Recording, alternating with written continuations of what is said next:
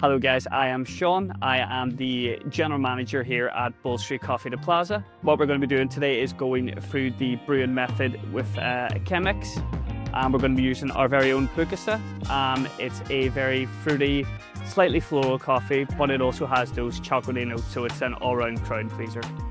Okay guys, first step with the Chemex is you're going to want to preheat the actual Chemex. So it's got a really weird filter paper. It's got a double side and a single side. Whenever you're placing it in, you want to make sure that the double side goes towards the spout.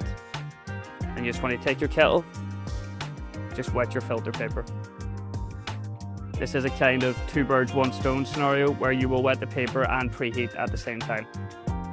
Once that's all dripped through, I like to give it a little swivel, and you want to discard the water that's in there. So once you have discarded all your water, the next step will be to take your coffee and place it in the Chemex. So we're going to be using 30 grams of the Bucasa, and we're going to aim to get around 500 milliliters of water out of that. Just try and get it all in the middle, make sure it doesn't go everywhere. What I like to do is give it a little shake, just to flatten out the bed. Yeah. Once that's all ready, once your water is heated up, and we've gone for 95 degrees, which is, usually go a higher temperature for a lighter coffee, with the Bucasa being on the lighter part of the scale.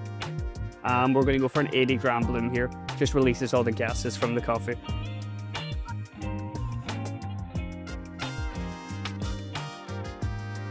You want to make sure that your pour is all the one speed, and that it's all from the one height as well. Yep. So once that's bloomed, from the start of the bloom, you want to give it around 30 seconds or so. If it's a fresher coffee, you want to give it a bit longer, just to really release those gases.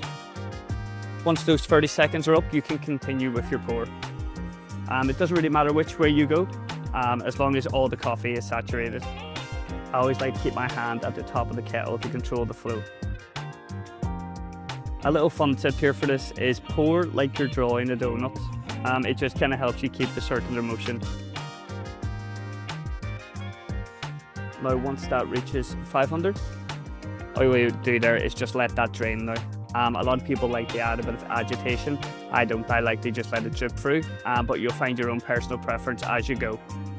So we're aiming for around 4 minutes 30 rundown here, plus or minus 30 seconds. If it runs too slowly, what you want to do is you want to coarsen your grind a little bit. If it runs too quickly, you want to fine your grind a bit. So once that's all dripped through, you want to discard the grounds in the paper, and your rundown time should be around about 5 minutes. So straight away from that, you can smell that that's an extremely fruity coffee. And now it's ready to serve.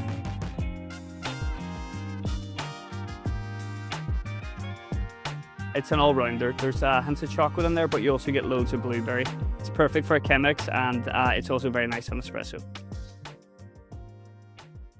Complex.